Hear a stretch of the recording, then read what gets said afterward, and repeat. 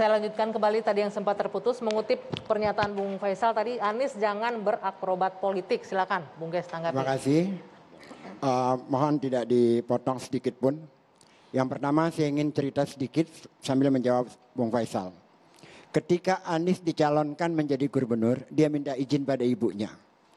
Apa kata ibunya?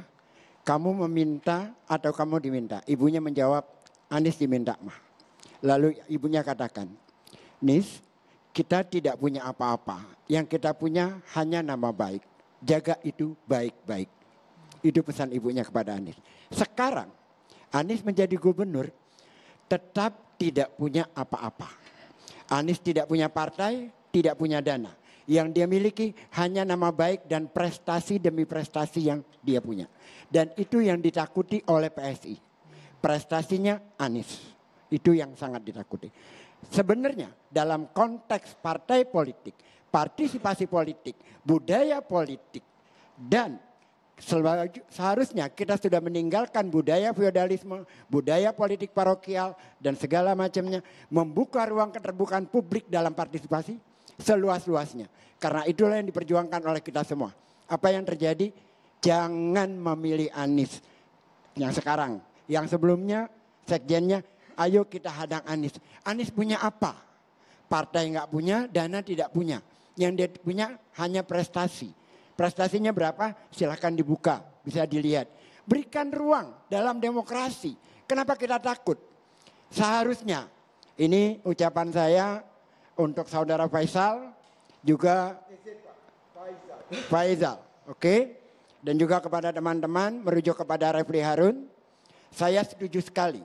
Mari kita sama-sama perjuangkan presidensial threshold itu dihapuskan. Karena itu membuat partisipasi politik kita menjadi. Pak Ges itu bergeser. Tapi saya mau perkuat. Ini kan terakhir. Ini kan segmen terakhir. Jadi ini dalam konteks di luar Anies. Agar kenapa? Demokrasi kita hidup kembali. Bahkan yang terakhir ini saya ngomong nih, yang terakhir ini nggak ada hubungannya dengan tema yang di sini. Yang terakhir saya ngomong adalah keberpihakan saya kepada masyarakat di Pulau Seribu. Tolong kepada pemangku kebijakan agar segera mereka dilepaskan, masyarakat bisa berwisata ke sana. Kasihan. Pulau Bidadari, Pulau Air, Pulau Tidung, pulau lain-lain itu. Mereka itu mengalami kemiskinan dengan PPKM ini. Toh Covid-nya sudah rendah di Jakarta. Tolonglah dibuka. Karena kalau setiap saat mereka dari, itu daratan Jakarta juga. Harus antigen terus, biaya terus. Ini di luar konteks. Tapi saya mohonkan agar masyarakat di Pulau Seribu buru-buru diberikan ruang untuk bisa bekerja kembali. Terima kasih. Oke. Sekarang Mas Nanang silakan ini. Karena kenapa Anies ditakutin? Anies nggak punya partai, nggak punya uang. Anies hanya punya prestasi. Apakah ini yang ditakutkan oleh PSI? Ya, yang salah itu ya kata takut itu sebenarnya. Jadi kita ngomong begitu itu bukan urusan takut atau berani. Bukan urusan mau jadi presiden atau jadi apa. Tetapi adalah sekali lagi ini merupakan refleksi dari PSI terhadap jalannya pemerintahan dan pembangunan yang ada di DKI Jakarta. Bahwa kemudian Bang Bestari punya pendapat lain itu ya sah-sah saja.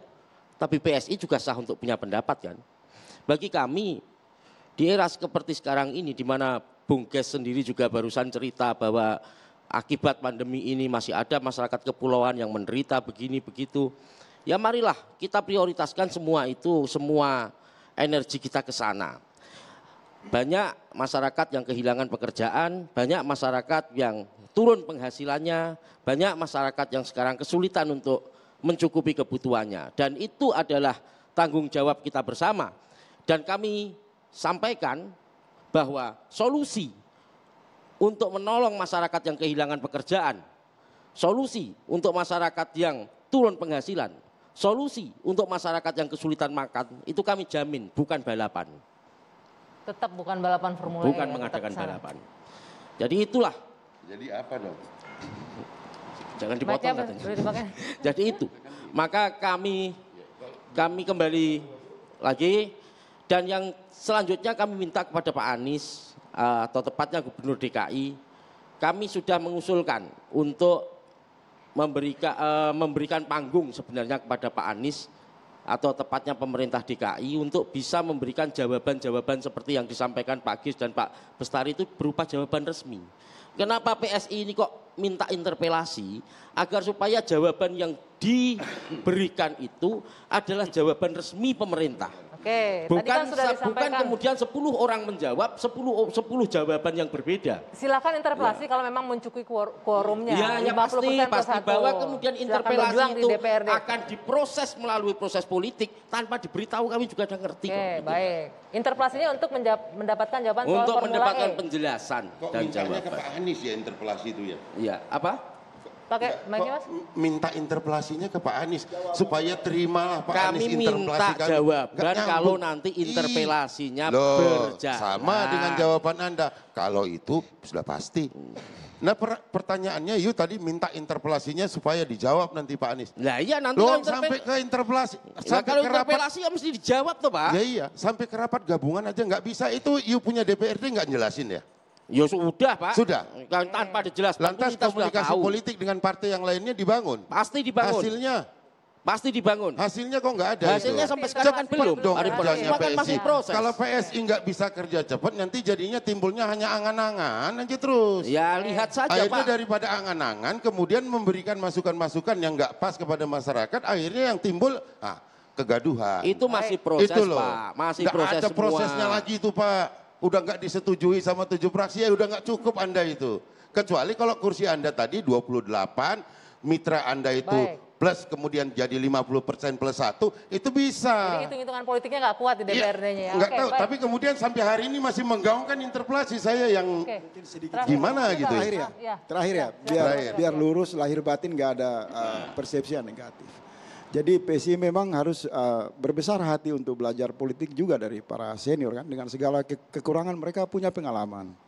Kalau saya outsider, di posisi luar saya mengamati memang Adinda ke depan harus menyiapkan data. Tetapi soal definisi, supaya jangan salah paham Pak Geis. Anies juga kita himbau untuk tidak alergi dengan kata kebohongan publik, pembohongan publik. Anies tidak alergi dengan apapun. Anies orang mau bicara apa di fitnah berkali-kali Sebentar, nggak pernah diapa-apain. saya punya hak bicara. Tadi Anda bicara, saya diam. Bung Ges. Sikap-sikap reaksi itu mencerminkan seolah-olah Anies hadir dalam psikologi Anda. Itu yang menuai protes dari publik. Mereka mengklaim orang-orang di sekitar Pak Anies ini terlalu reaktif. Padahal saya sudah di jalan tengah sebagai penduduk DKI. Jadi yang saya pahami Adinda, kawan-kawan PSI itu memang punya keberanian di depan publik untuk mau belajar berdemokrasi. Oke. Tapi kawan-kawan Anies juga jangan alergi dibilang kebohongan publik. Apa saja bisa kita definisikan Anies melakukan kebohongan publik.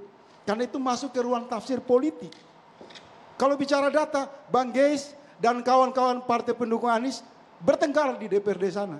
Baik. Ini bukan forumnya. Baik. Sudah Jadi, ditangkap poinnya. Oh, enggak usah tambah lagi Bang Geis. Bang Bastari ini sudah saya kira final ya. Sudah terakhir sudah ya. Jadi saran terakhir soal Anies tidak didukung partai itu tidak boleh diucapkan ke ruang publik. Itu cengeng. Oke. Tidak didukung partai. Tidak memiliki Itu partai, tapi pengalaman sekarang nggak sudah usah punya diumumkan. dukungan dari partainya Bung Bestari. Baik, Iya. terima kasih. Saya harus akhiri diskusi malam hari ini. Nasdem, Bung Faisal, PKS, itu terima sudah kasih. bergerilya untuk Baik, mendukung. terima kasih. Apapun itu kita sama-sama agar berpolitik Dan dengan itu sehat konstitusional ya. dan sama-sama untuk bisa Udah, itu aja cukup. sebesar-besarnya. Bapak-bapak saya harus akhiri ini. Berpolitiklah dengan sehat, tidak ada politik kebencian dan tadi mengutip sedikit jangan cepat panas begitu ya dengan statement apapun itu. Untuk kedua belah pihak ini saya berbicara ya. Baik, saya Dwi Anggia, saya akhiri dua sisi malam hari ini. Selamat malam. Sampai jumpa.